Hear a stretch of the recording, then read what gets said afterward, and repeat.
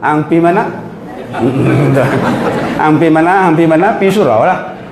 Tuan-tuan yang dirahmati Allah, kita ikut Nabi Muhammad. Dan ikut Nabi Muhammad ni akak, semua yang berkaitan dengan Rasulullah, kita akan dapat pahala. Kita sebut nama Nabi Muhammad sallallahu alaihi wasallam, dapat pahala. Sebut nama saya, belum lagi dapat pahala. Siapa datang ceramah malam ni? Duke, kata dia. Oi, sedih benar lah duke. Apa lagi nak buat? Duke lah. Tak dapat lagi pahala, tuan-tuan. Kita sebut nama orang, belum tentu dapat pahala. Siapa tu? Pak Mat Tempe. Belum lagi. Tetapi kalau kita sebut nama Nabi Muhammad, kita jawab sallallahu alaihi wasallam, malaikat berselawat ke atas kita. Nama yang sebut ni dibawa kepada Nabi Muhammad, dia tu sebut nama engkau ya Rasulullah. Sebab tu kalau kita bubur nama anak Muhammad, berapa banyak pahala kita. Dah nama anak tu Muhammad, panggil Muhammad terus. Muhammad, Mama. Boleh boh Mama ni, tapi kalau picok imigresen Arab digelak. Dia cok, dia tengok kita, dia gelak. Kita tanya, gelak-gelak pasal?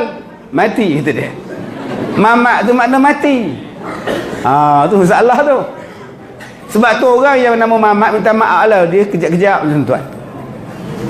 Sebab tu ubah, panggil jadi Muhammad.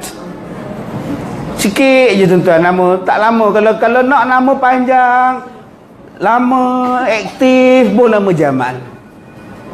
Jamal insya-Allah panjang, aktif, banyak masalah pun aktif dia tuan-tuan. Nah, aktif je Jamal. Bila ku tu Jamal, rindu padamu tu Jamal. Bila pun Mamat udah orang lupa dah habis tuan-tuan. Berkurun lama ku rahsiakan, tak ada dah tuan-tuan. Sebab itu yang mana faham, tak faham sudah. Jadi bila kita panggil anak kita Muhammad, Allah sebut dia pun. Ustaz macam makcik Ustaz. Anak makcik nama semua perempuan Ustaz. Itu nak buat nama apa? Muhammad ke tak payah makcik? Buatlah nama yang baik-baik. Tuan-tuan, apa jua yang sebut dengan nama Nabi Muhammad yang berkaitan, kita tiru Rasulullah, tiru semua Rasulullah, dapat pahala. Abang-abang ada janggut, simpan janggut. Kenapa awak simpan janggut? Rasulullah simpan, dapat pahala. Akak tak payah simpan, duk menung, duk ni diam sudah. Ni ambil minyak bom dekat malam tonyok ni. Cukup 4 bulan tumbuh janggut, lari laki tau. Aku berjanggut, dia berjanggut, geli aku, kata dia. Sebab tu Allah Ta'ala tak bagi pada orang perempuan berjanggut, tak payah. Jadi memadailah akak suka pada suami akak yang berjanggut. Nah, malam-malam main janggut dia, geramnya janggut abang geramnya. Suka. Ni, kita ada jari, di jari kita ada kuku. Potong kuku pun dapat pahala kalau kita ikut cara Rasulullah.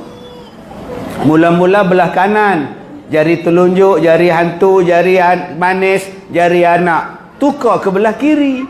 Jari anak, jari manis, jari tengah, jari telunjuk, jari ibu. Last sekali jari ibu belah kanan. Dapat pahala. Allah, berapa ramai yang potong kuku tak ikut sunnah. Gini potong kuku. Main dengan gigi lagi. Dalam masjid tu. Tengah dengar ceramah. Kemudian ludah ke depan tu. Melekat atas kapet. Besok orang nak sembahyang subuh disujud. Melekat V sini. Apa menatang pula ni, kata dia ni. Rupa kuku orang. Jadi adik-adik, oi janganlah duk potong macam ini. Gunakan yang elok, sunnah Nabi Muhammad. Sunnah Nabi Muhammad kita tiru semua, walaupun simple lah kak. Tabassumuka an wajhi akhika laka sadaqah. Bermanis muka pada orang dapat pahala sedekah. Hanya perlu senyum saja, tak perlu kata apa-apa, senyum je dapat pahala. Ini masak muka. Dijelin orang sebelah. Datang juga biawak ni. Biawak dia panggil tuan. Mana nak dapat pahalanya? Abang-abang, kita amalkan sunnah Rasulullah. Senyum. Nabi Muhammad sentiasa senyum dengan isteri. Nabi Muhammad asal jumpa Aisyah senyum. Asal senyum jumpa Aisyah. Kita pula hanya senyum jumpa orang. Kita hanya senyum jumpa dengan jiran. Jiran janda. Bila kali tengok isteri sebelah, nyampak aku. Engkau senyum dengan jiran tu, kau ngorak dia. Dia Kak Jan. Kalau dia janda muda, nama Kak Jan. Kalau tua, Jentu. Janda tua tak nak pula senyum, masa macam dia. Dia senyum dekat Kak Jan saja. Senyumlah, dapat pahala. Sebab tu ada orang bila datang tabung, dia senyum kat tabung. Tak sedekah ke? Ustaz Kazim cakap senyum dah dapat pahala sedekah. Itu je saya senyum kat tabung tu. Bengong betul kau ni. Jadi tuan-tuan, kita datang malam ni tak tahulah di luar sana pun ada, depan surau ni pun ada, dalam surau ni pun ada berapa ratus orang, tak tahu, mungkin 300-400 orang. Bubur lah 300. Malam ni bagi seorang 1,000. Dapat 300,000 malam ni. Jadi tuan-tuan, saya lancarkan kutipan derma ikhlas untuk tabung pembangunan surau. Dan saya harap jangan senyum pada penderma ataupun pengutip derma tu. Jangan dibawa tabung kita senyum je. Makcik tak masuk duit, kan dapat sedekah dah tadi. Makcik ni sakit, kena makan ubat ni makcik. Tuan-tuan, sekarang kita nak ikut betul-betul. Sebab apa kita kena ikut Rasulullah?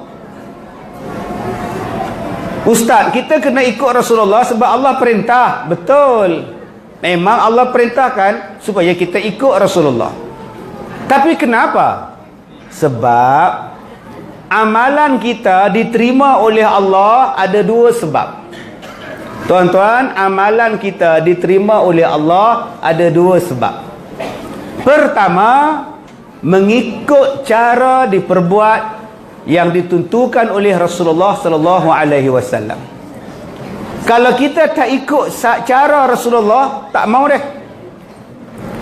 Tadi kita sembahyang Isyak. Besok kan cuti. Bila cuti, timbalan pengurusi masjid umum. Tuan-tuan, disebabkan besok cuti, kita akan sembahyang Isyak 8 rakaat. Kenapa 8 rakaat? Ada besok cuti, panjanglah sikit, balik rumah nak buat apa kata dia. Tak boleh bang, Rasulullah sembahyang Isyak 4 rakaat.